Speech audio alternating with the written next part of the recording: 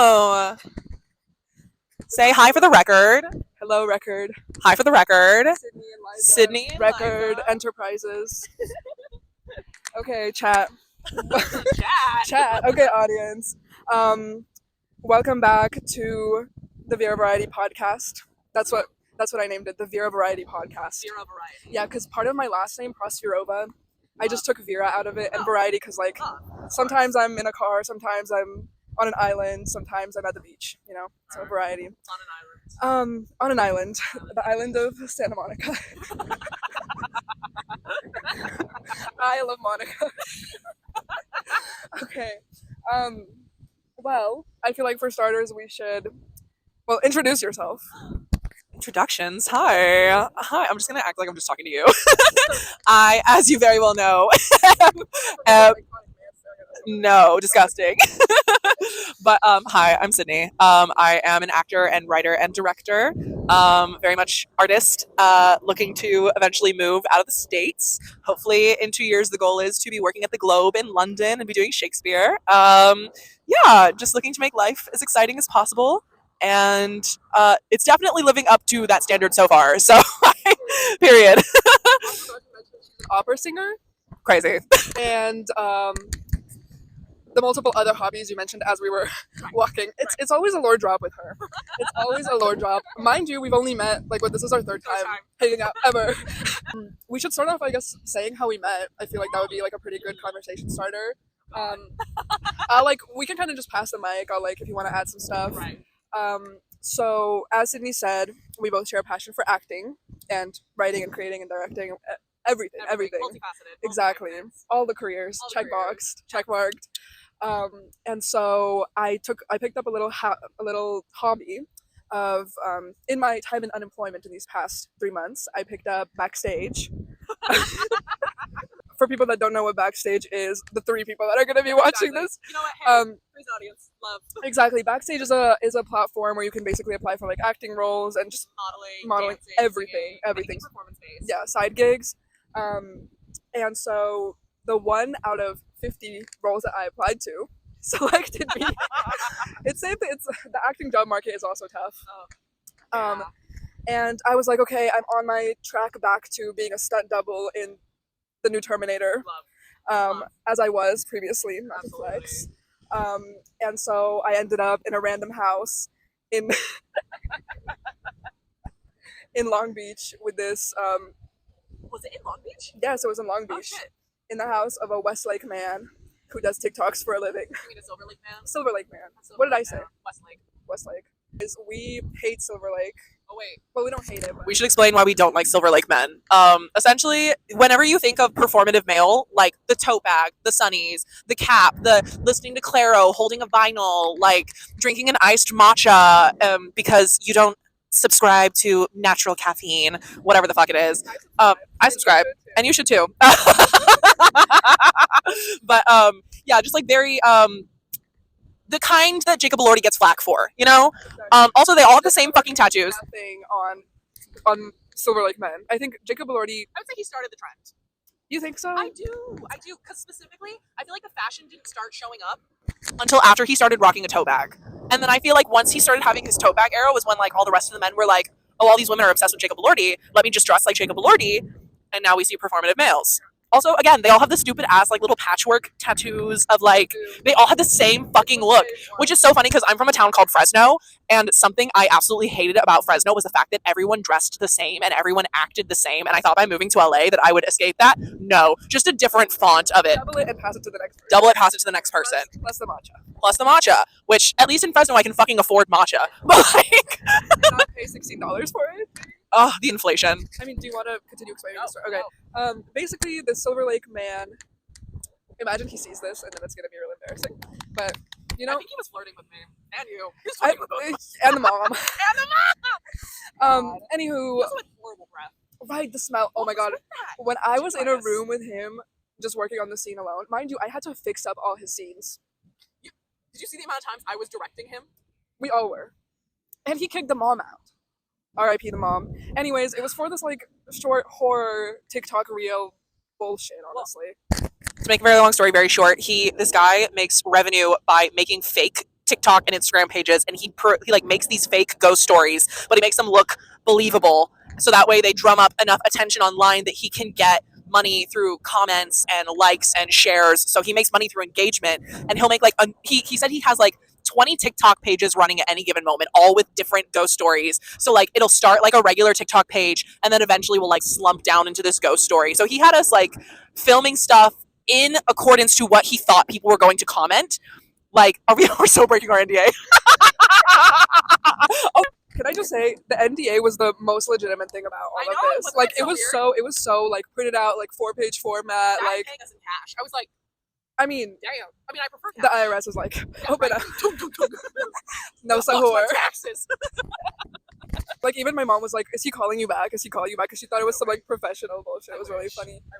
But anyways, and I knew the second she walked in the door that we were gonna like start a cult.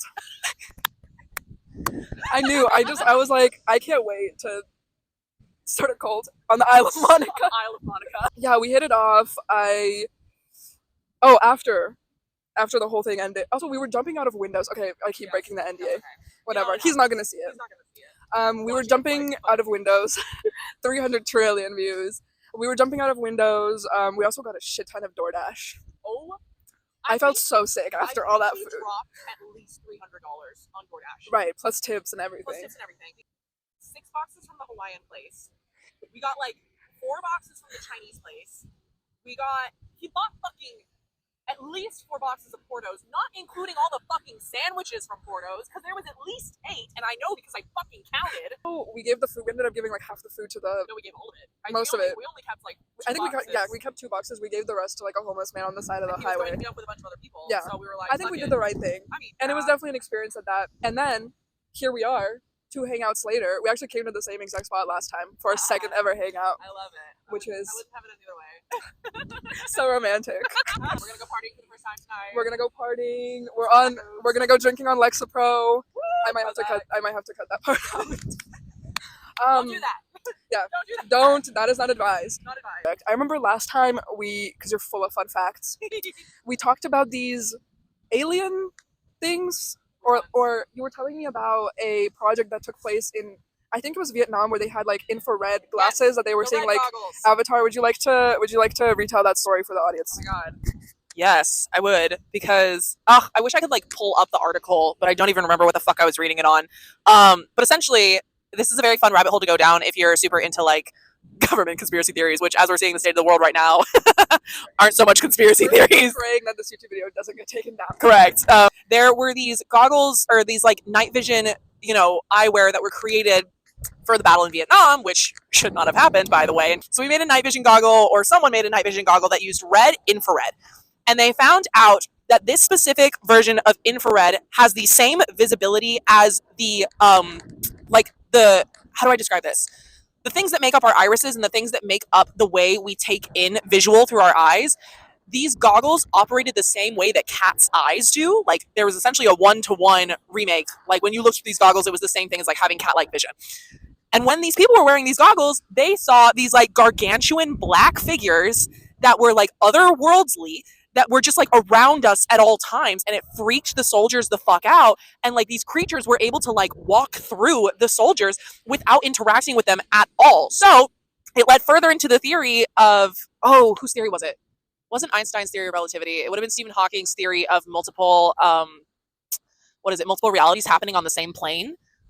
Do you get what I mean? They're just at different electromagnetic frequencies. So essentially, when your cat's freaking out at a corner, or when your cat's looking at something and hissing at something that you can't see, it's because they are seeing something.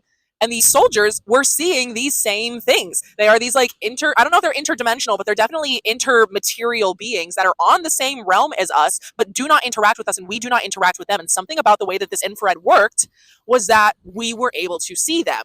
So that all being said, look up red infrared goggles, Vietnam, and you can find out more about it. So, but yeah, that was just like a fun little rabbit hole to go down. The reason I bring that up is because I actually just watched this movie. I don't know if you've seen it, but it's recent, with Ryan Gosling. It's called Project Hail Mary. Did you see it? Oh my god, I just watched it today. Isn't it the sweetest thing? It is so sweet. I feel so maternal towards Rocky. Also, skip this part if you don't. Yeah, if you haven't seen it and don't want spoilers. I will just say that I was confused about the end more so. Like I understand this is all happening towards or not towards. I understand the ending is happening in like the mental health facility, right? Huh? On the spaceship. Like they didn't actually go back to Earth. He went to Rocky's planet. Yes. Yes. But they never came back together. Like when they were at the beach. No, they made him something to live in on Rocky's planet. Oh, so they both came back. They both went back to Rocky's planet. Oh. That's why he was teaching little rocks at the end. Oh, so then wait, how does he have an ocean? Because they were able. Because remember how Rocky built the tunnel to connect their spaceships and was able to make the air inside oxygen and like Yeah. the atmosphere that Ryan Gosling's character could live in. Yeah. They essentially did that on Rocky's planet. They made a closed dome with its own atmosphere that was compatible to Ryan as a human. Oh, And- but also that Rocky could reside in as well. Well, no, because Rocky at the very end had that like protective case around him. Oh, okay. So So, they- it is technically still Earth, like bits of Earth, I It's guess. Earth's atmosphere. Like they were able to bring, not necessarily bring Earth's atmosphere, but they were able to create Earth's atmosphere in a contained setting so Ryan could live in it. That's so sweet. I don't know. I just feel so maternal towards him, like the entire time. He's just the best. But I think it's so cool. I feel like it's just so cool. Like the reason that I made you bring up the Vietnam Infrared. goggles and the infrared is because I feel like even with those creatures, maybe like between the horror of it all, because we don't know what they look like, right? I think I feel like that movie gave me so much hope to be able to like communicate and like maybe they're not so bad, you know? I mean, obviously they're not Rocky, Right. but I feel like if humans kind of got rid of their like, got rid of that like, I guess in a sense, reflex like thinking, I feel like those goggles wouldn't be such a bad idea, so that we can kind of like, in terms of like, repopulation and things of that nature. What do you think? I think I'm confused about how you mean repopulation. In what way? I mean, if humans were to make contact with beings, not necessarily that are rocks like Rocky, but just something like Avatar, right? It could potentially help with like, I mean, if humans and aliens were to Cohabitate. What are your thoughts on that? On humans and aliens cohabitating? Yeah. But we have to find out that aliens exist first, which of course they do, because the CIA just confirmed it with all the released files that they released. By the way, they did it during released it during Black Lives Matter. So they waited until society was at a completely like boiling point to release this gigantic fucking bomb that aliens are real. And of course they did it so no one would be able to see it because they were too busy dealing with something else. And also so they couldn't hold the CIA accountable for all the lies they've been telling over the years. Anyway, so the whole thing about it is, one, it would have to become public knowledge that aliens exist. Two, we would have to have some form of actual interaction with aliens in the first place for us to even begin these topics of conversation.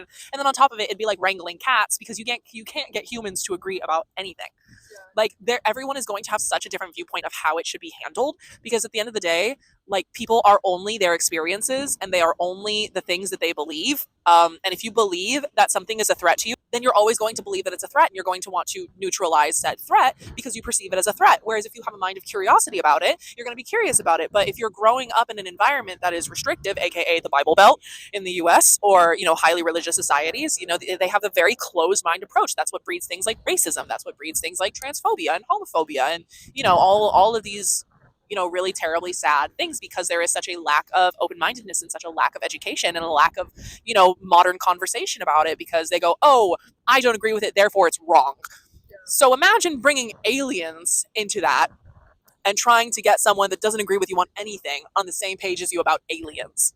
Which, yes. Which I think... We move to major cities because we come to people that think like us. Yeah, that's true. And I feel like, I mean, I can't speak for the rest of the world, but I mean, I also feel like the niche that's specifically in LA, I feel like we would be able to, you know, find some sort of agreements between, you know, just get them all to stand in line at Community Goods and and do podcasts on the Isle of Monica. Yeah, just also because I watched, I don't know if you know the 1990s sitcom Alf. Yes. Also about, I grew up on that. Williams. Yes, I grew up on that show. I only saw a few episodes, but I remember really liking it. It was so good. I just finished like rewatching it. I was a nanny kid. You ever watch The Nanny? No, I don't think so. Girl. Who's in it? Fran Drescher. Doesn't ring a bell. Girl, you know her voice. Did you ever watch Hotel Transylvania? Yeah. She is Frankenstein's wife. And like, darling. I need to lock in and watch that. Okay, The Nanny, fucking iconic. Some of the best fashion in film ever. Because they thrift every single outfit and then they recut it and restructure it to make it like super fashionable. Ooh, for I that know. time period or for like modern? For the 90s, because it was made in the 90s. I need to get into It's that. incredible. It's so good. So she comes in, turns out she and the dad have a lot of chemistry, and like, you know, her. Okay, go Nanny. And then an alien So crashes good. into their And then roof. an alien crashes in, and it's Alf. Right. Yes. Nanny plot twist into Alf remake or reboot it right now. No, Warner so Brothers, you heard me. Fucking Men in Black busts in. It's like, forget. Just I don't know. I was so upset because I watched Alf last night and I finished it, and then today my phone was like, "You should watch Project Hail Mary," and all the alien talk is like, Yep, stuff. you know. So if you can hear me, Alf, Robin. Robin, Skip, Rhonda, we literally went down this loophole yesterday of trying to figure out if they're making an Alf remake. I'm like, give me the funding, I'll do it. I'll be the alien. I really hope that we see an uptick in fantasy again because I'm so sick. We need it. I'm so sick of superheroes. I want Sick magic. of superheroes, sick I want of magic. just shit like, I mean, anything A24 is doing, I feel like is kind of in the right direction. Yes. But with Did you some, watch the drama yet? I did. What did you think? I think it sucked. Really? Yeah. Tell me more. I mean, look, maybe I misunderstood some parts, but I have my own take on just A24 as a production company. That goes prior to the movie itself. I feel like they're very niche, obviously, as we know. They have a lot of psychological twists, and I just really wasn't feeling it for this one. That's what it all boils down to. It's just a normal movie for me. Huh. Maybe I missed something. I don't know. Well, I don't know. What were your like thoughts about it? I just thought that, well, okay, in my perspective, I think it's about second chances. That's kind of what I gathered from it. I mean, the ending was obviously like disappointing in a sense for me because I just don't see if that was me. I'm always just like, if I was Zendaya, I would have been like out of there, you know? Really? Yeah. I mean, Robert is hot, but not to that extent. Not to that extent. I do, however, really appreciate the theme of anti-gun violence. I think that's really important to be talked about. Spoilers. The more, but yeah, with the anti-gun violence aside, I do think that like, I don't know, it was just plain. Interesting. That was just plain. You want me to tell you what I picked up on? Yes. Okay. The things I picked up on in the drama was number one, I never liked Rachel. And I think the whole point was we were never supposed to like Rachel and Mike because you are only as supported as the people around you. And it's the fact that like Zendaya's parents were never in the picture until the wedding, and Rob's parents were never in the picture until the wedding, and their friends weren't supportive. And it's like, it was very clear that Zendaya's character had changed. It had been 15 years since she had so the whole thing is that she almost commits this mass shooting when she was in high school. But, you know, a shooting had happened the same day at the mall and they had lost a classmate. And of course, like the students are talking about losing this classmate, being like only a psychopath would do that. And, you know, this kid version of Zendaya is realizing like, oh my God, I almost did this horrible thing. But the whole thing was that she fell into the culture of gun violence, which around that time would have been things like Columbine. It would have been, you know, what's the other elementary school that was Sandy Hook? Like it would have been, I'm assuming it would have been around that time period. Really? Oh my God, crazy. But, so it very much is a commentary on how easy it is to fall into these things that we think are cool at a certain age. And of course, we weren't having the conversations around gun violence then as we are now because, you know, school shootings weren't really a thing until, oh God, 90s, 2000s. I mean, sure, gun violence has always been around, but I guess we didn't really start seeing it as a problem until rather recently, which is very interesting. And then these friends find out this secret and they don't give her a chance to explain. They don't let her talk about it. They don't let her, you know, say how she's changed. There's immediately ideals put onto her. But at the same time, and judgment, yeah, but at the same time, you can't really blame Rob's character because it's like you think you know someone. So I would say it's not actually about second chances. It's learning to let go of the ideals of your partner and love them as a person. Said the thing about like seeing, not necessarily past that, but just, I guess, in a sense, wanting to accept like love winning. I guess could that be kind of like, so like let's think if the roles were reversed, right? Would she have stayed with him? We don't know. Well, but I guess the thing is in an American lens. In an American lens. Yeah. And you'd have to, honestly, I think even if the roles were reversed, yeah, they probably would have stayed together because at the end of the day, like, they loved each other so deeply. It was said in the script so many times before everything came out how much they could not live without each other, how excited they were to get married to each other and spend the rest of their lives together. And it is that whole theme of you have to let go of this vision you had of your partner, and you have to accept them as the person they are. So now we're kind of evening the scales here. I see. I'm starting to see this in a new lens. Yes. In a British lens. Well, I think that's the thing, is it becomes equal tallies once Misha comes into the room with Zendaya and is like, he kissed me, and Zendaya's like, what? Like, what are you talking about? Yeah. Like, it becomes equal. And then I think Zendaya understands the pain that Rob's character is going through when she leaves the wedding in the puffer jacket. And I think she thinks about it for a long time, and then they meet up at the diner again. And I think it's after they've sat on this whole thing that they're able to come back together, and then they choose to start again. I was gonna say they're all kind of like reprimanding each other. I can see that. Let me see if I'm thinking of the right thing. He's not reprimanding present Zendaya. I feel like maybe her childhood self, because all those scenes with I don't think it was that he was reprimanding her. I think it was that he was unable to view her as anything else yeah, in those moments. yeah, that's what I mean. But in a sense, he's trying to kind of like, he wants her to be the perfect version that he once knew. Of course. Which but isn't she can't. realistic for Yeah. anyone. That's the fucked up thing about getting in a relationship. As we last discussed, like, I remember with our feet in the ocean, we were quiet for. I literally remember this exact moment. We were both like quiet, and then you just go, "Life is just so much better without men." And am I wrong? You be seeking this version of us that, you know, It's whatever. unrealistic because the patriarchy holds up false standards. I think there is a way we can take everything back over. And I think the way that we do that is we just all stick really close together and we just start ignoring men as a whole. Like, if we pretend that they don't exist, if we don't make eye contact and we travel in packs like wolves, dude. Would you like to say any shout outs before we end this podcast episode? I'm writing a mini series and I'm going to be pitching it to studios next year. So if anyone has, a producer in the family, hit me up. I feel like that, what is that show where they eat chicken wings, like spicy chicken wings? Like, that camera, let the audience know what you have going on. What is your mini series about? My mini series is called Simple Pleasures.